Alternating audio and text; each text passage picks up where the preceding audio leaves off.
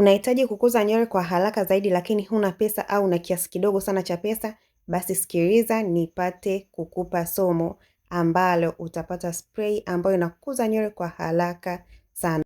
Kwanza kabla ya yote usisahau kufollow, usisahau kulike na pia usisahau kushare ili na wengine pia wajifunze. Ni Madam Rehema tena, nisikilize kwa makini. Kwanza kabla ya yote inatakiwa uwe na rosemary, utaweka kijiko kimoja. Pia utachukua na karafuu, karafuu inasaidia sana, utaweka kijiko kimoja. Utachukua na uwatu, utaweka kijiko kimoja, uwatu au fenugreek. Utaweka kijiko kimoja kwenye huo mchanganyiko wako. Pia utachukua na cinnamon, utaweka. Baada ya hapo, utaweka kwenye chombo chako kisafi, then utaweka na maji. Utaweka na maji. Baada ya hapo utachemsha kwa dakika 15. Na kukumbusha tena usisahau kufollow, pia usisahau kusave hii video ili ikipotea usiteseke.